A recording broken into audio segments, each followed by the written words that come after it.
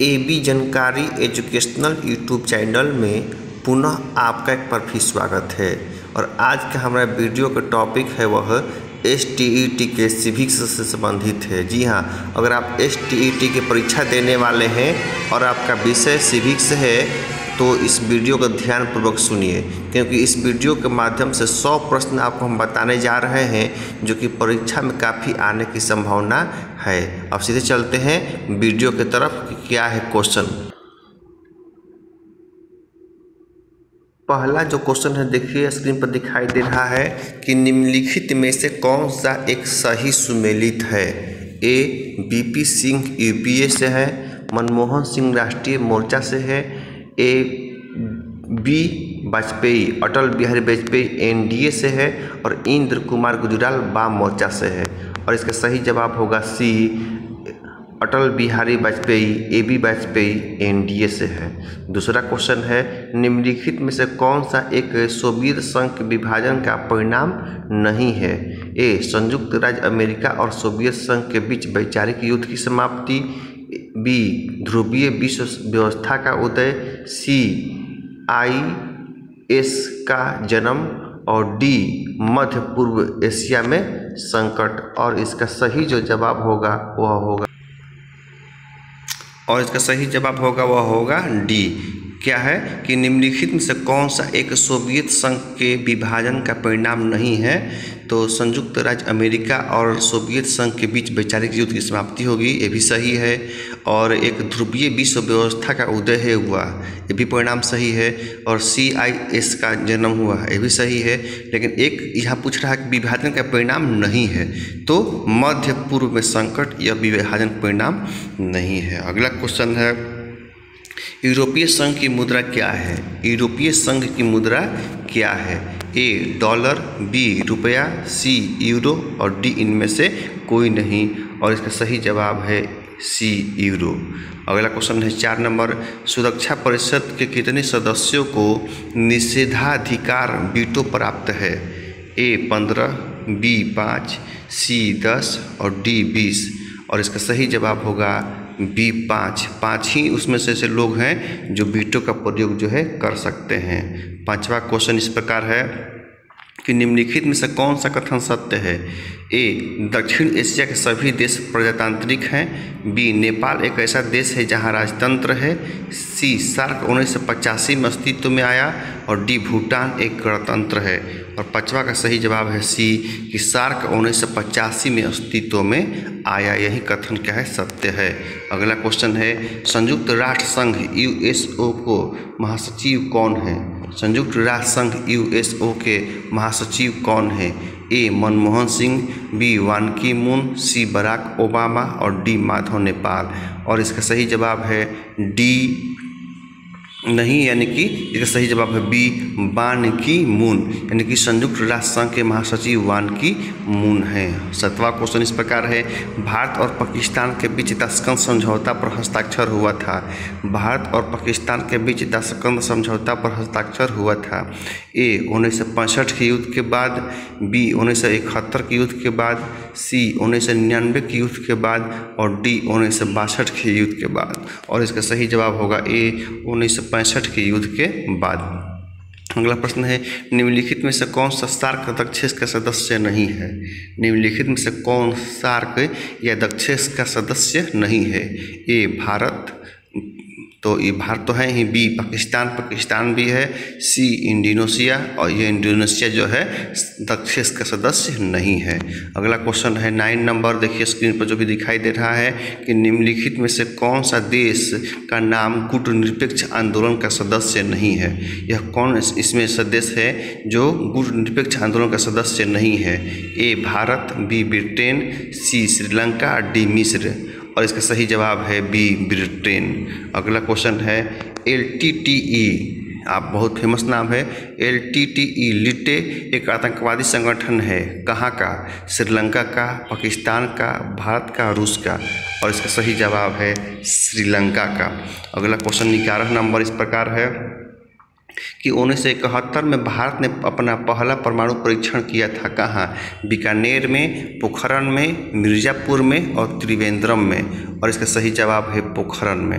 12 number question इस प्रकार है, निम्नलिखित में से कौन सा युग्म सुमेलित है? आसियाना 1971, शाक 1990, यूएनओ 1945 और डी नाम 1973। और 12 का सही जवाब होगा सी, यही सुमेलित है कि यूएनओ 1945। अगला है क्वेश्चन 13 कि निम्नलिखित में से कौन सा सुमेलित नहीं है? इसमें सुमेलित नहीं बताना है। IAEA Vienna, UNESCO Paris, ILO Geneva और यूनिसेफ नई दिल्ली। तो इसमें यूनिसेफ जो है नई दिल्ली में नहीं है, यही सुमेलित नहीं है और सब ठीक है। अगला है, किसने सोवियत संघ में पेरोस्त्रोइका की शुरुआत की? किसने सोवियत संघ में पेरोस्त्रोइका की शुरुआत की? A Boris Yeltsin, B Mikhail Gorbachev, C Vladimir Putin और डी इसमें से कोई नहीं। और इसका सही जवाब हो बी मिखाइल गोर्बाचोव। अगला है, सुंदरलाल बहुगुणा का संबंध है। सुंदरलाल बहुगुणा का संबंध है ए नर्मदा बचाओ आंदोलन से, बी ऑपरेशन फ्लड से, सी चिपको आंदोलन से और डी संपूर्ण क्रांति से। और सुंदरलाल बहुगुणा का संबंध किससे है? वह होगा सी चिपको आंदोलन से। अगला क्वेश्चन है, कौन भारतीय व्यक्ति भारत का प्रथम गवर्नर जनरल था? ए सी आर दास, बी सी राजगोपालाचारी, सी पंडित। सुन लीजिए, कौन भारतीय व्यक्ति भारत का प्रथम गवर्नर जनरल था? ए सी आर दास, बी सी राजगोपालाचारी और सी में है पंडित जवाहरलाल नेहरू और डी में है इनमें से कोई नहीं। और इसका सही जवाब होगा बी सी राजगोपालाचारी। अगला क्वेश्चन है 17 नंबर, निम्नलिखित में से कौन सा एक बिहार का क्षेत्रीय दल है? झारखंड मुक्ति मोर्चा, बी समाजवादी पार्टी, सी लोक शक्ति जनशक्ति पार्टी और डी डीएमके। और इसका सही जवाब है लोक जनशक्ति पार्टी। अगला है, किसने अनुसूचित जाति संघ की स्थापना की? किसने अनुसूचित जाति संघ की स्थापना की? A Ramvilas Paswan, B Kanshiram, C B R Ambedkar और डी जगजीवन राम। और इसका सही जवाब होगा काशीराम। अगला है, अकाली दल का राजनीतिक दल है। अकाली दल का राजनीतिक दल है बिहार में, पंजाब में, हरियाणा में और दिल्ली में। और इसका सही जवाब है पंजाब में। अगला क्वेश्चन है, निम्नलिखित में से कौन सुमेलित नहीं है? सुमेलित नहीं है, संपूर्ण क्रांति जयप्रकाश नारायण, गरीबी हटाओ इंदिरा गांधी, रेड हड़ताल जॉर्ज फर्नांडिस और चिपको आंदोलन मेनका गांधी। तो इसमें डी इसका होगा कि डी जो है चिपको आंदोलन मेनका गांधी, यह क्या है? सुमेलित नहीं है। अगला क्वेश्चन है 21 number, the Bandung conference of 1955 was held in A Indonesia में, बी श्रीलंका में, सी भारत में और डी पाकिस्तान में। और 21 का सही जवाब हो गया वह होगा ए इंडोनेशिया में। अगला क्वेश्चन है, योजना आयोग के अध्यक्ष के रूप में कौन सा कार्य करता है? योजना आयोग के अध्यक्ष के रूप में कौन सा कार्य करता है? ए राष्ट्रपति, बी उपराष्ट्रपति, सी प्रधानमंत्री और डी लोकसभा के अध्यक्ष। और इसका सही जवाब है सी प्रधानमंत्री। यानी कि योजना आयोग के अध्यक्ष के रूप में कौन कार्य करता है? तो प्रधानमंत्री कार्य जो है करता है। अगला क्वेश्चन है 23 नंबर, आपको बताते चलें कि 100 प्रश्न इसमें सम्मिलित हैं। भारतीय जनसंघ के संस्थापक अध्यक्ष कौन थे? भारतीय जनसंघ के संस्थापक अध्यक्ष कौन थे? ए श्याम प्रसाद मुखर्जी, बी अटल बिहारी वाजपेयी, सी वीर सावरकर और डी बाल गंगाधर तिलक। और इसका सही जवाब होगा ए श्याम प्रसाद मुखर्जी। 24वां है, राज्य पुनर्गठन आयोग की नियुक्ति किस वर्ष हुई थी? राज्य पुनर्गठन आयोग की नियुक्ति किस वर्ष हुई थी? ए 1953, बी 1956, सी 1970 और डी 1958। और इसका सही जवाब होगा 24 के, और वह होगा आपका ए 1953। यानी कि राज्य पुनर्गठन आयोग का नियुक्ति किस वर्ष हुआ था? तो 1953 ईस्वी में हुआ था। अगला क्वेश्चन है, भारत के लौह पुरुष के रूप में कौन जाने जाते हैं? भारत के लौह पुरुष के रूप में कौन जाने जाते हैं? ए महात्मा गांधी, बी पंडित जवाहरलाल नेहरू, सी सरदार वल्लभ भाई पटेल और डी इनमें से कोई नहीं। और 25 का सही जवाब है सी सरदार वल्लभ भाई पटेल। यानी कि भारत के लौह पुरुष के रूप में कौन जाने जाते हैं? तो सरदार वल्लभ भाई पटेल। 26 नंबर क्वेश्चन है, नेहरू के राजनीतिक उत्तराधिकारी के चयन में महत्वपूर्ण भूमिका किनकी मानी जाती है? कौन सा सुन लीजिए, नेहरू के राजनीतिक उत्तराधिकारी के चयन में महत्वपूर्ण भूमिका किनकी मानी जाती है? ए राधाकृष्णन की, बी कामरान की, सी बीबी गिरी की और डी जाकिर हुसैन की। और इसका सही जवाब है बी कामराज की। अगला क्वेश्चन है 27, कांग्रेस ने गरीबी हटाओ का नारा कब अपनाया? कांग्रेस ने गरीबी हटाओ का नारा कब अपनाया? ए 1967 में, बी 1971 में, सी 1977 में और डी 1980 में। और इसका सही जवाब है बी 1971 में। अगला है, भारत में प्रथम गैर कांग्रेसी प्रधानमंत्री कौन थे? भारत में प्रथम गैर कांग्रेसी प्रधानमंत्री कौन थे? ए अटल बिहारी वाजपेयी, बी मोरारजी देसाई, सी देवगौड़ा और डी चरण सिंह। और इसका सही जवाब है मोरारजी देसाई। अगला क्वेश्चन है, क्षेत्रीय दलों के विकास का मुख्य कारण क्या है? ए कांग्रेस में नेतृत्व की कमी, बी राष्ट्रीय पार्टियों की कमजोरी, सी क्षेत्रीयता की भावना और डी उपयुक्त सभी। और 29 का सही जवाब है सभी। यानी कि कांग्रेस में नेतृत्व की कमी, बी राष्ट्रीय पार्टियों की कमजोरी और सी क्षेत्रीयता की भावना, अर्थात डी सही होगा। अगला क्वेश्चन है 30 नंबर, मंडल कमीशन के सिफारिशों को किसने लागू किया? मंडल कमीशन के सिफारिशों को किसने लागू किया? ए चरण सिंह, बी देवगौड़ा, सी चंद्रशेखर और डी बीपी सिंह। और इसका सही जवाब है बीपी सिंह। अगला है, सुंदरलाल बहुगुणा किस आंदोलन से संबंधित हैं? सुंदरलाल बहुगुणा किस आंदोलन से संबंधित हैं? ए कृषक आंदोलन, बी चिपको आंदोलन, सी मानवाधिकार और डी श्रमिक आंदोलन। और इसका सही जवाब होगा बी चिपको आंदोलन। यानी कि सुंदरलाल बहुगुणा किस आंदोलन से संबंधित थे? तो चिपको आंदोलन से संबंधित थे। अगला है 32 नंबर, भारत में नई आर्थिक नीति कब अपनाई गई? भारत में नई आर्थिक नीति कब अपनाई गई?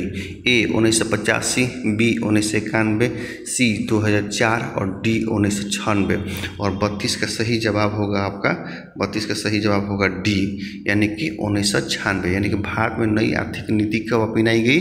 तो 1996 में अपनाई गई नई आर्थिक नीति। अगला है 33 नंबर क्वेश्चन, द्विध्रुवीय विश्व व्यवस्था की पहचान थी?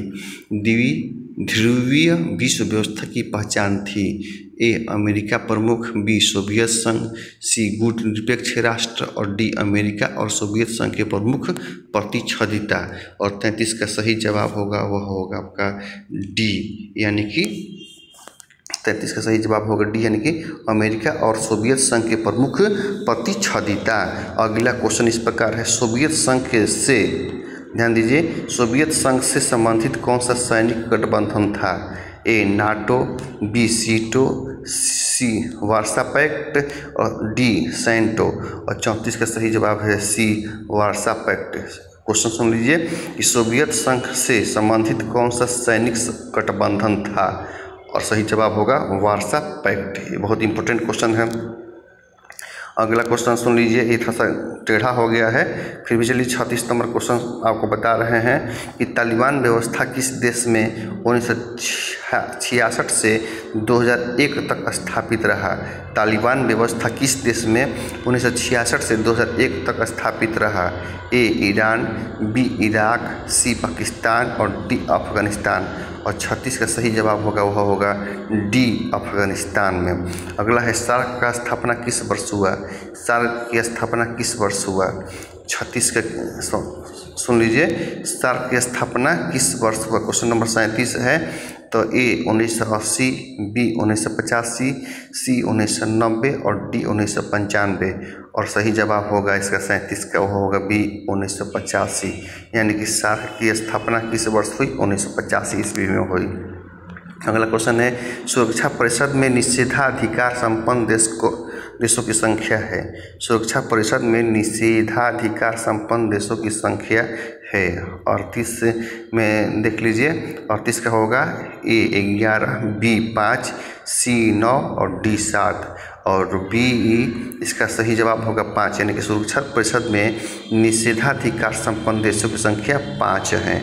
अगला क्वेश्चन है 39, भूमंडलीकरण किस विचारधारा से संबंधित है? भूमंडलीकरण किस विचारधारा से संबंधित है? A समाजवाद, B अराजकतावाद, C उदारवाद और D साम्यवाद। 39 का सही जवाब होगा C उदारवाद। अगला क्वेश्चन है 1967 के पूर्व भारत में किस प्रकार की दलीय व्यवस्था थी? 1967 के पूर्व भारत में किस प्रकार की दलीय व्यवस्था थी? एक दलीय व्यवस्था, द्विदलीय व्यवस्था, C बहुदलीय व्यवस्था और D एकल प्रमुख शाली दलीय। और 40 का सही जवाब होगा D एकल प्रमुखशाली दलीय। अगला क्वेश्चन है एक दलीय प्रमुखशाली, क्वेश्चन सुन लीजिए, एक दलीय प्रमुखशाली व्यवस्था के क्या कारण थे? A मजबूत वैकल्पिक दल का भाव, B स्वतंत्रता आंदोलन में कांग्रेस के नेतृत्वकारी भूमिका, C छोटे दासों का विघटन और D उपयुक्त सभी। और 41 का सही जवाब होगा D उपयुक्त सभी। यानी कि एक दलीय प्रमुखशाली व्यवस्था के क्या कारण थे? तो मजबूत वैकल्पिक दल का भाव, स्वतंत्रता आंदोलन में कांग्रेस की नेतृत्वकारी भूमिका और C छोटे दासों का विघटन और D उपयुक्त सभी, यानी कि उपयुक्त सभी। अगला क्वेश्चन है किसने कहा भारत विविधता में एकता का देश है? किसने कहा कि भारत विभिन्नता में एकता का देश है? A Mahatma Gandhi, B Jawaharlal Nehru, C Subhash Chandra Bose और D सरदार पटेल। और 42 का सही जवाब होगा A, यानी कि महात्मा गांधी ने कहा कि भारत विविधता में एकता का देश है। अगला क्वेश्चन है कांग्रेस भंग, सुन लीजिए, कांग्रेस भंग कर लोक स्वराज्य संघ गठित करने का मुआव किसने दिया, सुझाव किसने दिया था? कांग्रेस भंग कर लोक स्वराज्य संघ गठित करने का सुझाव किसने दिया? A Mountbatten, B Jayaprakash, C Mahatma Gandhi और D M राव। और 43 का सही जवाब होगा वह होगा C महात्मा गांधी ने। कांग्रेस भंग कर लोक स्वराज संघ गठित करने का सुझाव किसने दिया? तो महात्मा गांधी ने। 44 नंबर क्वेश्चन है 1956 में भारतीय राज्यों के पुनर्गठन का आधार क्या था? 1956 में भारतीय राज्यों के पुनर्गठन का आधार क्या था? A भाषा, B भौगोलिक खोज, C धर्म और D देशी रियासत की पृष्ठभूमि। और 44 का सही जवाब होगा A भाषा, यानी कि 1956 में भारतीय राज्यों के पुनर्गठन का आधार भाषा था। 45 नंबर क्वेश्चन भारतीय स्वतंत्रता के साथ राष्ट्र निर्माण की सबसे बड़ी समस्या थी? भारतीय स्वतंत्रता के साथ राष्ट्र निर्माण की सबसे बड़ी समस्या थी। A शिक्षा का प्रसार, B आर्थिक विकास, C शहरीकरण और D देशी रियासतों का भारतीय संघ में विलय। तो सुन लीजिए 45 नंबर क्वेश्चन है भारतीय स्वतंत्रता के साथ राष्ट्र निर्माण की सबसे बड़ी समस्या थी, क्या थी? शिक्षा का प्रसार, आर्थिक विकास, शहरीकरण और देशी रियासतों का भारतीय संघ में विलय। और 45 का सही जवाब होगा वह होगा D देशी रियासतों का भारतीय संघ में विलय ही सबसे प्रमुख समस्या थी। 46 नंबर क्वेश्चन है कि भारत ने किस देशी राज्य के विरुद्ध विषम के लिए बस का प्रयोग किया? भारत ने किस देशी राज्य के विरुद्ध विषम के लिए बस का प्रयोग किया? A Junagadh, B Hyderabad, C Jammu Kashmir और D श्रावणकोर। और 46 का सही जवाब होगा वो होगा B हैदराबाद के लिए। अगला क्वेश्चन 47 है कि भारत में योजना आयोग के अध्यक्ष कौन होते हैं? भारत में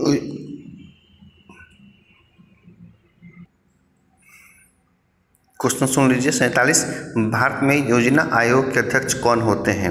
A वित्त मंत्री, B रिजर्व बैंक के गवर्नर, C प्रधानमंत्री और D वित्त मंत्री। और 47 का सही जवाब होगा C प्रधानमंत्री। 48 नंबर क्वेश्चन भारत में हरित क्रांति के जनक कौन समझे जाते हैं? भारत में हरित क्रांति के जनक कौन समझे जाते हैं? A Indira Gandhi, B Amartya Sen, C M Swaminathan और D लाल बहादुर शास्त्री।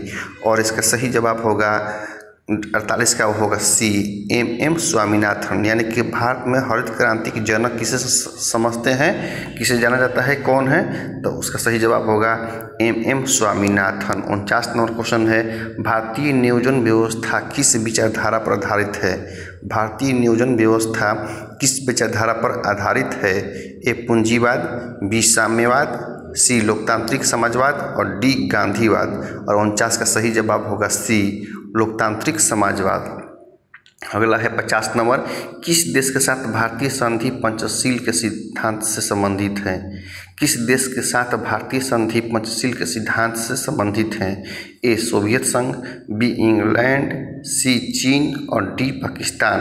और 50 का जो है सही जवाब होगा, आपको बताना होगा, क्योंकि देखिए एक क्वेश्चन में, एक वीडियो में 100 क्वेश्चन डालने पर वीडियो बहुत लंबा हो जाएगा, इसलिए हम इस सेट में 85 क्वेश्चन सीरीज के डाल रहे हैं। और ये 50वां क्वेश्चन आपको कमेंट के रूप में बताना है कि किस देश के साथ भारतीय संधि पंचशील के सिद्धांत से संबंधित हैं।